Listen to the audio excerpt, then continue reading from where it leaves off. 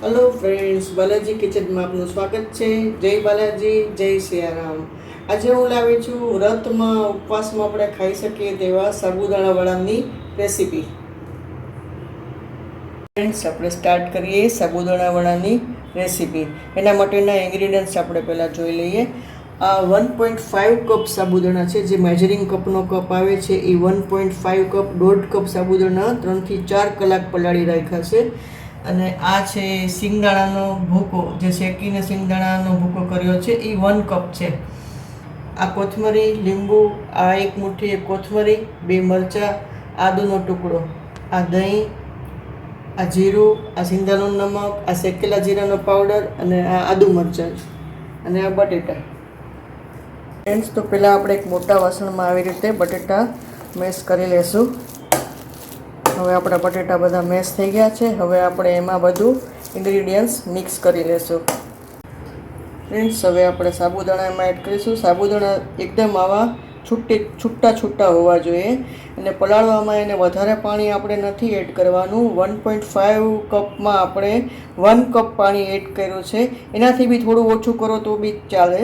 અને 3 થી 4 કલાક એને પલાળી રાખવાના છે। સાબુદાણામાં જો પાણી રહી જશે ને તો આપણા વડા ફાટવાની ઓલી શક્યતા ખરી એમ, એટલે આપણે છૂટા સાબુદાણા થાય ને એવી રીતે ઓછા પાણીમાં જ આપણે એને પલાળવાના છે। અને હવે આપણે એને એડ કરી દઈશું।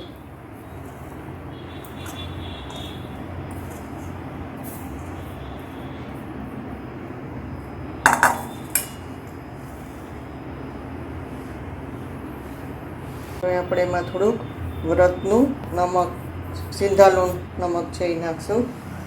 પછી આ શેકેલા જીરાનો પાવડર છે એ નાખશું, અને આ આદુ મરચાં નાખશું,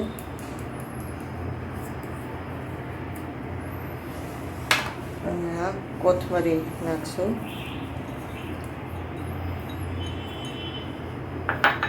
અને હવે આપણે એમાં લીંબુ નીચવી દઈશું।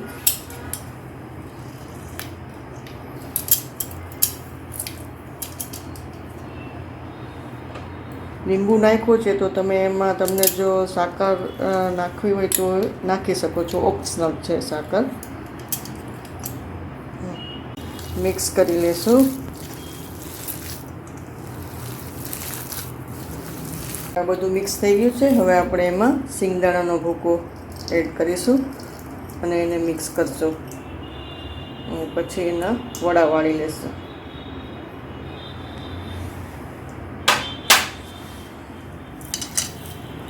તો ફ્રેન્ડ્સ, આપણે બધું રેડી છે મિક્સર।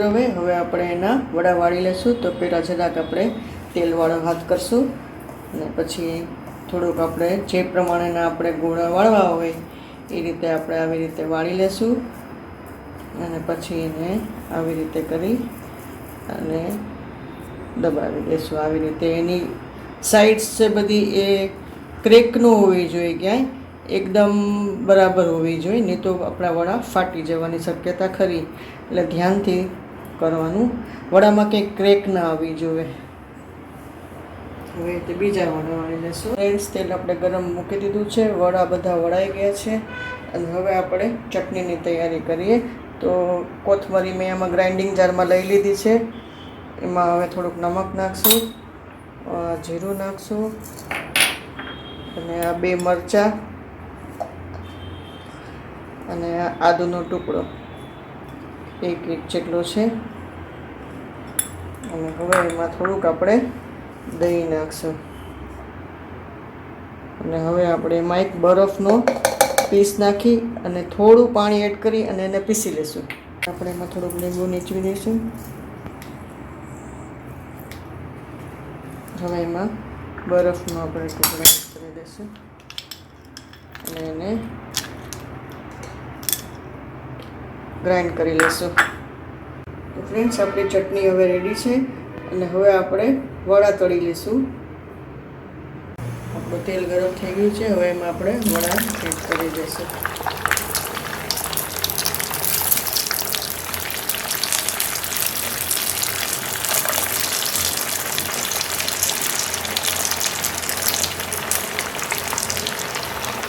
હવે થોડીક વાર સુધી એને આપણે થવા દઈશું, ટર્ન નહીં કરશું, નહીં તો આપણે વડા તૂટી જશે। થોડીક વાર થઈ જાય, બ્રાઉન થઈ જાય ઉપર, પછી આપણે એને ટર્ન કરશું.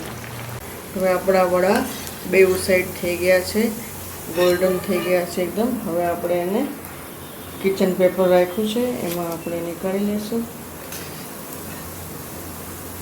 આવી રીતે આપણે બધા વડા તળી લઈશું.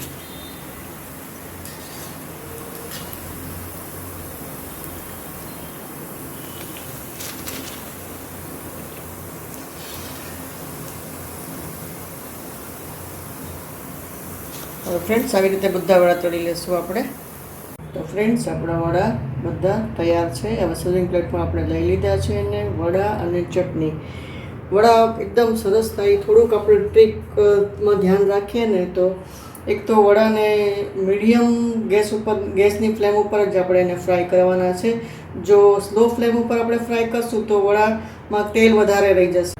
તો ફાસ્ટ ફ્લેમ ઉપર આપણે તળીએ ફ્રાય કરીએ તો વડા બળી જશે.